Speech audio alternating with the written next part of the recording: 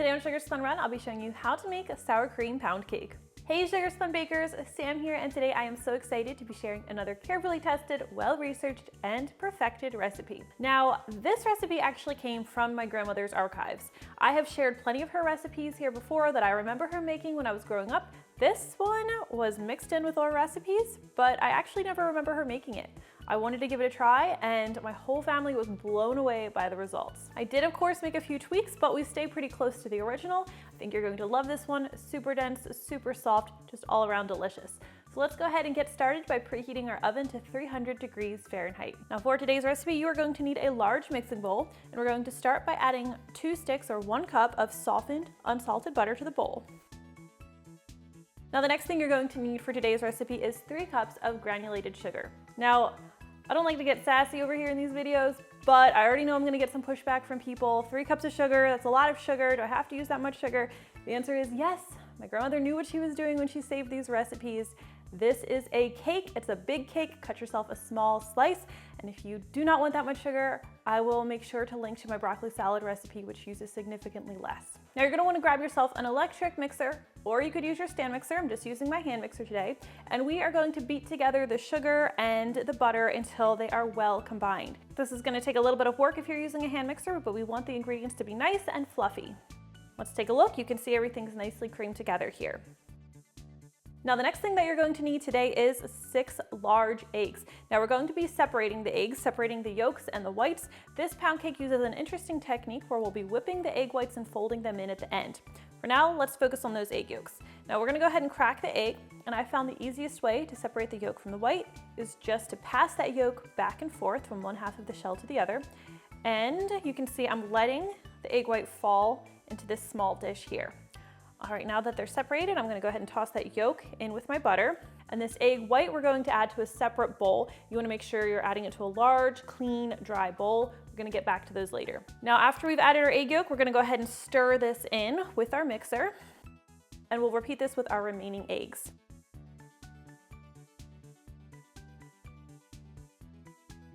You do wanna make sure that you're stirring after each addition.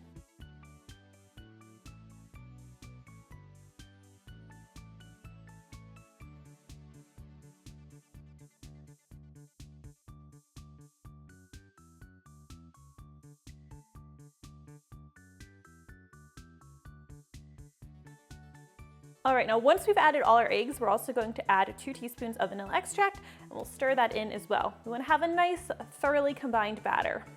All right, now grab yourself a separate bowl, and here we're going to combine 3 cups of all-purpose flour. Do not substitute self-rising flour or your cake is going to overflow and end up all over your oven. You don't want that. And we'll add 1/4 teaspoon of baking soda and 3/4 teaspoon of table salt. We're just gonna whisk these ingredients together. All right, now this is a sour cream pound cake, so you are going to want to get yourself 8 ounces of full-fat sour cream. In a pinch, you could substitute Greek yogurt, but that would technically make this a Greek yogurt pound cake. So stick with sour cream if you have it. Now we're going to alternate adding the flour mixture and the sour cream to our butter mixture. I like to start and end with the flour mixture. Now I'll usually add the flour mixture in about 4 parts, and after each addition, I stir until the flour is completely combined. And then I add the sour cream in 3 parts. So I'll just add about 1/3 of the sour cream, and I'll stir that until combined. And we're just gonna alternate.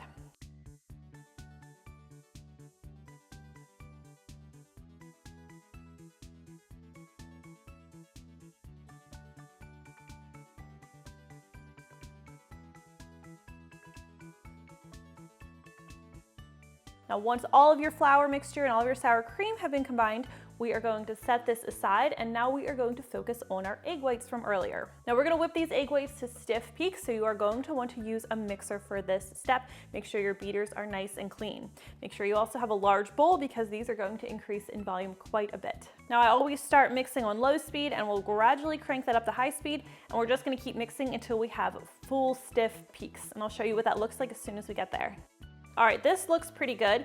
As you can see, if I pull my beaters out of the egg white mixture, the peaks that form in the end, they're stiff, they're holding their shape really nicely. So let's use a spatula now and take a look. You can see this is thick. We have a lot of volume here. These have greatly increased in volume, so this is good to go. Now we are going to add this to our butter mixture from earlier, or butter and flour sour cream mixture. And now we're going to want to be pretty gentle And as gently as we can, meaning not using an electric mixer, we're going to fold these egg whites into the batter. Now I use a spatula for this step, and I like to make sure I'm scraping the sides and scraping the bottom as I go. And I want these egg whites to be completely incorporated into the batter, but I don't want to overhandle them. All right, now once your batter is thoroughly combined, you're going to want to grab yourself a bundt pan. This is a 12-cup bundt pan. I can link to the one that I use, but as long as you have one that's large enough, that will be fine.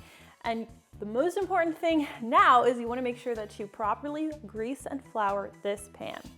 Now today I am going to be using some vegetable shortening. This is just Crisco, and I'm going to take quite a bit of that, and I am going to use my hand. I just put my hand in a plastic bag. It kind of makes the job a little easier. And I'm going to thoroughly grease the pan all over. And I want to make sure I get all the way up the sides. I want to make sure I get the center. I want every crevice to be thoroughly greased with a thin layer of that shortening. All right, now I'm going to take a little bit of all-purpose flour and I'm going to sprinkle that over here. And I'm going to tap this around until all the interior of this bundt pan is coated with a thin layer of flour. So you don't want to see any spots that aren't covered by flour. If you missed any spots with the grease, you'll see that here, and you can go ahead and patch those up. Now you don't want to have too much flour in your bundt pan, so you want to tap out any excess. Usually I do this over the sink or over the trash can because it can get a little bit messy, but I wanted you guys to get a good view of how this is done. Go ahead and drop it on my counter. That way you guys can see I've shaken out all the excess flour. All right, now let's go ahead and pour our pound cake batter into this pan. It's a thick batter, so we're going to kind of need to spread it. You want to have a nice even layer around the pan.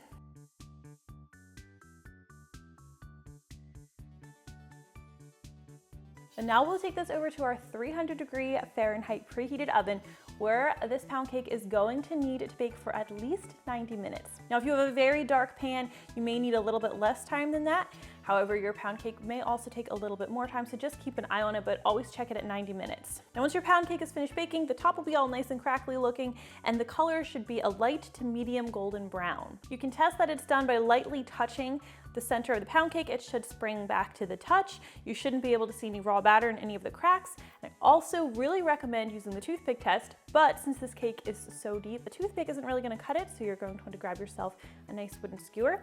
And we are going to insert this in the thickest part of the pound cake. And once you remove it, the skewer should come out either clean or with a few moist crumbs. This pound cake actually is looking perfect. So we are going to let it cool for 10 minutes. After 10 minutes, it is time to see if all that greasing and flouring that we did earlier actually paid off and if our pound cake is going to come out of the pan nicely.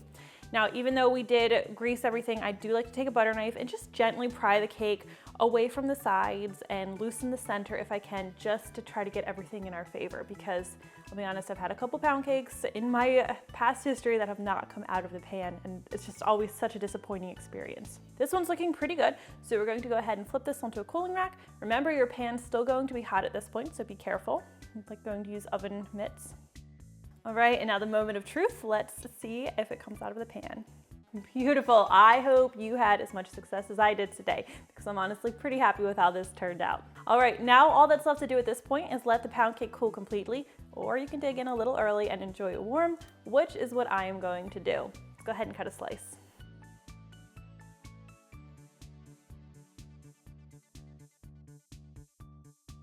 And that is how you make the best sour cream pound cake.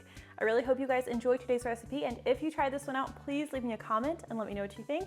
I always love hearing from you. Thank you guys so much for watching, and I'll see you next time. See that at the bottom, the crackly meringue part? That's the best part. It's all so good.